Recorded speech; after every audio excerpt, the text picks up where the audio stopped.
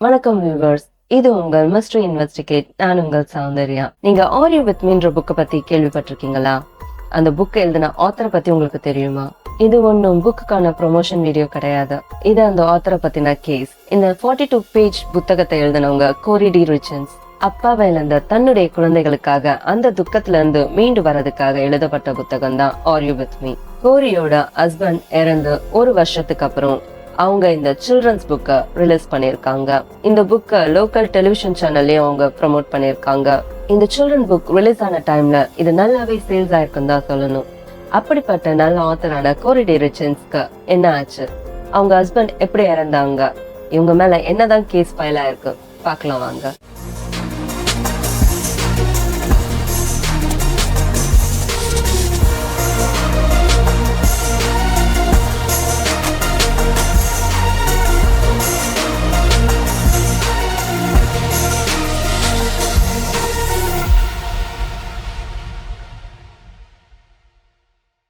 கோரி ரிச்சன்ஸோட husband Eric ரிச்சன்ஸ் வெறும் 39 வயதாகக்கூடிய இவர் 1982 மே 13 பிறக்கிறாரு. எரிக்கோட சின்ன வயசுல இருந்தே அவர் ரொம்ப சந்தோஷமா தான் இருந்திருக்காரு. நல்ல ஃபேமிலியோடவும் நல்ல ஃப்ரெண்ட்ஸோடையும் நல்ல சரௌண்டிங்லயும் தான் வாழ்ந்துட்டு வந்திருக்காரு. எரிக் தெரிஞ்சவங்களும் சரி, அவருடைய குடும்பத்தினரும் சரி, எரிக் ஒரு மனிதரா ரொம்பவும் நல்லவராகவும் தன்னை சுத்தி இருக்கிறவங்க கிட்ட ரொம்ப அன்பாவும் கேரிங்காவும் இருக்கக்கூடிய ஒரு நபரா இருந்திருக்காரு. அதை விட அவருடைய ஃபேமிலிக்காக ரொம்ப உண்மையாவும் இருந்திருக்காரு. தன்னுடைய 3 குழந்தைகளுக்கும் நல்ல அப்பாவாவும் இருந்திருக்காரு. இப்படிப்பட்ட நல்ல மனிதரான எரிக்கு என்ன ஆச்சு?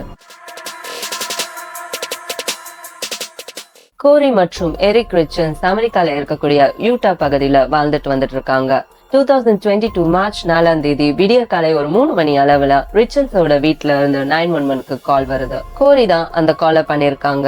911 டிஸ்பாச்சர் கிட்ட தன்னுடைய கணவர் சுய நினைவு இல்லாம படுக்கை அறையில கீழே விழுந்து கிடக்கிறதா பதற்றத்தோட சொல்லிருக்காங்க. அந்த நேரத்துல தன்னுடைய கணவருக்கு சிபிஆர் செஞ்சும் எந்த ஒரு மாற்றமும் இல்லைன்னு சொல்லிருக்காங்க. போலீஸ் மற்றும் பாராமெடிக்ஸ் உடனே ரிச்சன்ஸோட வீட்டுக்கு விரைஞ்சு வராங்க. அங்க எரிக் அவங்க படுக்கை அறை கீழே விழுந்து கிடக்கிறத பாக்குறாங்க. பாராமெடிக்ஸ் உடனே விரைஞ்சு போய் எரிக்கு சிபிஆர் செய்யறாங்க. ஆனா காலம் ரொம்பவே கடந்து போயிடுச்சு. எரிக் இறந்ததா அங்கேயே அனௌன்ஸ் பண்றாங்க. அன்னைக்கு நைட்டு என்னதான் நடந்துச்சு? கோரி விவரமா போலீஸ் கிட்ட எல்லாமே சொல்ல ஆரம்பிக்கிறாங்க.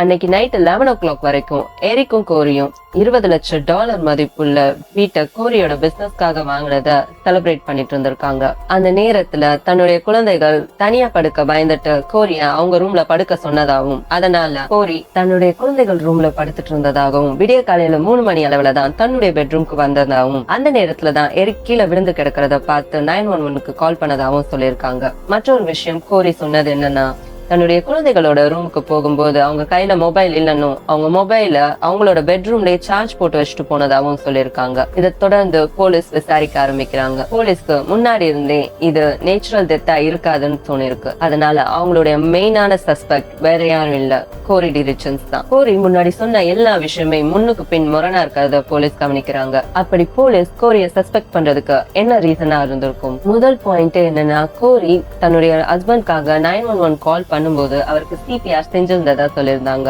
ஆனா அங்க வந்து போலீஸும் சரி பாராமெடிக்ஸும் சரி அவங்க வரதுக்கு முன்னாடி எரிக்கோட உடம்புல சிபிஆர் செஞ்சதுக்கான எந்த ஒரு தடயமும் இல்லைன்னு சொல்லியிருக்காங்க. செகண்ட் பாயிண்ட் என்னன்னா, கோரி தன்னுடைய குழந்தைகளோட அறைக்கு போய் தூங்கும் போது அவங்க கையில மொபைல் இல்லைன்ற விஷயத்த சொல்லியிருந்தாங்க. அதாவது நைட்டு 11 o'clockல இருந்து காலையில 3 o'clock வரைக்கும் அவங்க கையில மொபைல் இல்லைன்ற விஷயத்த சொல்லியிருந்தாங்க. இந்த டைம் ஃப்ரேம் படி அவங்களுடைய செல் டேட்டாவை எடுத்து இன்வெஸ்டிகேட் பண்ண போலீஸ்க்கு அந்த டைம்ல கோரியோட மொபைல்ல லாக் மற்றும் அன்லாக் செய்யப்பட்டு மெசேஜ்கள் அனுப்பினவனும் மூவ்மெண்ட் இருந்திருக்கிறத நோட்டீஸ் பண்ண ஆரம்பிக்கிறாங்க. சோ இதுல இருந்தே போலீஸ்க்கு கோரி மேல ரொம்ப சந்தேகம் வர ஆரம்பிச்சிருக்கு. என்ன காரணங்களுக்காக இந்த கொலை நடந்திருக்கும்ன்றத யோசிக்க ஆரம்பிக்கிறாங்க போலீஸ். போலீஸ் ரொம்பவும் டீப்பா இந்த கேஸ விசாரிக்க ஆரம்பிக்கிறாங்க. அன்னைக்கு நைட்டு சொன்னபடி பாத்தீங்கன்னா எரிக்கும் கோரியும் அவங்க வாங்கின ப்ராப்பர்ட்டிக்காக செலிப்ரேட் பண்ணிட்டு இருந்ததா சொல்லியிருப்பாங்க. ஆனா எரிக்கு இந்த ப்ராப்பர்ட்டி வாங்கினதுல கொஞ்சம் கூட இஷ்டம் இல்லைன்னு தான் சொல்லணும். கோர்ட் டாக்குமெண்ட்ல கூட என்ன குறிப்பிடப்பட்டிருக்குன்னா, எரிக்கும் கோரியும் இந்த ப்ராப்பர்ட்டி வாங்கினதுக்காக ரொம்பவும் சண்டை போட்டிருக்காங்கன்னு மென்ஷன் ஆயிருக்கு. இப்படி இஷ்டமே இல்லாம வாங்கின ப்ராப்பர்ட்டிக்காக அன்னைக்கு நைட் அவங்க 2 பேரும் செலிப்ரேட் பண்ணிட்டு இருந்திருப்பாங்களா? பெரிய கொஸ்டின் மார்க் தான் எழும்புது. அதோட அந்த புது வீடு முற்றிலுமா கம்ப்ளீட்டும் ஆகல. அவங்க முற்றிலுமா அந்த ப்ராப்பர்ட்டியை வாங்கினதாவும் தெரியல. அவங்க கான்ட்ராக்ட் மட்டும் தான் போட்டு இருந்திருக்காங்க. அந்த ப்ராப்பர்ட்டி வாங்க வேணான்னு கோரிக்கு சொல்லலாம்னு நினைச்ச அந்த நேரத்துல எரிக் இறந்திருக்காரு. இது என்ன கோஇன்சிடென்ஸா இருக்குமா? எனக்கு அப்படி தோணல. எரிக்கோட அப்ரூவல் இருக்கோ இல்லையோ அந்த ப்ராப்பர்ட்டியை கண்டிப்பா வாங்கணும்னு கோரி ஒரு முடிவோட இருந்திருக்காங்க. அததான் அவங்க செஞ்சும் இருந்திருக்காங்க. இத பத்தி 28 வருஷம் அனுபவமிக்க பெடரல் ஏஜென்டான ஜெனிஃபர் காஃபின் டாஃபர் சொல்லும் போது, My name is Jennifer Coffindaffer, and I served as a federal agent for over 28 years. In this case, the 911 call, although we haven't seen it released, is going to be very important for investigators. Why? Because on these calls, it logs the specific information that was given, in this case, by Corey Richins. And Corey Richins has already made a lot of statements that do not add up. In other words, where one time she says one thing, but the facts show another thing. And that's what we're going to see in this tape. I want to hear specifically if she truly says she gave CPR. If she did, there should be signs of that they can see in terms of the autopsy and in terms of the evaluation by the ME of his body. Does it corroborate the fact, if she says it, that she gave him CPR? அதோட ஒரு குடும்பத்துல திடீர்னு தன் கணவர் இறந்துட்டாங்கன்ற துக்கத்தை எந்த மனைவியாலும் அவ்வளவு சீக்கிரத்துல ஏத்துக்க முடியாது. அந்த வருத்தத்துல இருந்து மீண்டு வரவே பல வருஷங்கள் கூட ஆயிருக்கும். ஆனா கோரியோட விஷயத்துல அப்படி இல்ல. எரிக் இறந்த மறுநாளே அந்த புது வீட்டுல அந்த ப்ராப்பர்ட்டி வாங்கினதுக்காக அவங்க ஃப்ரெண்ட்ஸ் எல்லாருக்கும் பெரிய பார்ட்டியை அரேஞ்ச் பண்ணிருக்காங்க. கோரி பார்ட்டில எதுவுமே நடக்காதது போல ரொம்பவே சந்தோஷமா இருந்திருக்காங்க. அதோட அங்க வந்த யாருக்குமே எரிக் இறந்த விஷயத்த கோரி சொல்லவே இல்ல. எரிக்கோட சிஸ்டரான கேட்டியையும் கோரி அவங்க வீட்டுல இருந்து போக சொல்லிருக்காங்க. தன்னுடைய ஹஸ்பண்ட் இறந்த காரணத்தால தான் தனியா இருக்க விரும்புறதா கேட்டி கிட்ட சொல்லிருக்காங்க. ஆனா கோரி லிட்டரலி பார்ட்டி பண்ணிட்டு இருந்திருக்காங்க. இந்த விஷயம் கேட்டிக்கு தெரிய வர 2 பேருக்கும் பெரிய சண்டையே வருது.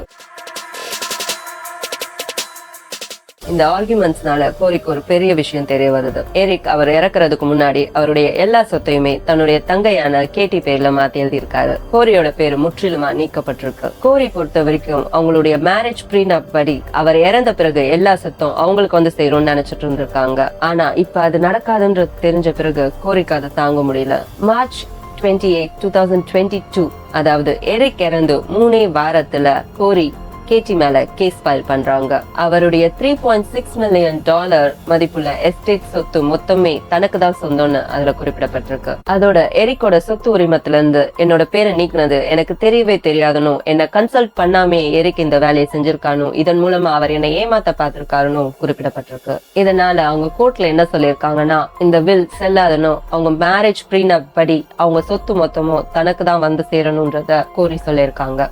Legal move by Corey Richins to now ask that the prenup that she had signed on the day of her wedding, she wants that enforced. Why? Because it says if they were legally married and her husband died, she would get all of his assets, all of the money. So this is a very interesting legal move because that should be in place. But I believe the other information now known, especially the fact that she's been charged in his murder, will come into play. I have not seen specifically, though, where that is discussed in the prenup. So will it be enough to negate the prenup for a judge? We'll have to see. இந்த case மூலமாவே உங்களுக்கு இப்ப தெரிஞ்சிருக்கும் கோரி எதுக்கு எரிக்க கொலை பண்ணாங்கன்ற விஷயம். இதுல இருந்து போலீஸ் பினான்சியல் வைஸா கோரிய ஃபுல்லாவே வாட்ச் பண்ண ஆரம்பிக்கிறாங்க. அவங்களுக்கு பணம் எங்கெங்கெல்லாம் வருது, என்னென்னலாம் பண்றாங்கன்றத ரொம்பவே முன்மரமா இன்வெஸ்டிகேட் பண்ண ஆரம்பிக்கிறாங்க. 2020 செப்டம்பர் மாசத்துல அவங்க வீட்டு பேர்லயும் எரிக்கோட அக்கவுண்ட்ல இருந்தும் லட்சக்கணக்கான டாலரை அவங்க செலவு பண்ணிருக்காங்க. போலீஸ் மட்டும் ஹாஸ்பிட்டல்ல இருந்து வரதுக்கு முன்னாடியே கோரி எல்லார்கிட்டயும் எரிக் பிரெயின் ஆனூரிசமால தான் இறந்தாருன்னு சொல்லிட்டு இருந்திருக்காங்க. இதை தொடர்ந்து டாக்ஸிகாலஜி ரிப்போர்ட்டும் வருது. அதுல எரிக் உடம்புல அந்த ட்ரக்கோட நார்மல் யூசேஜ்ல இருந்து 5 டைம்ஸ் அதிகமா இருந்திருக்கு. இதனாலதான் எரிக் இறந்து இருக்காருன்றது தெரிய வருது.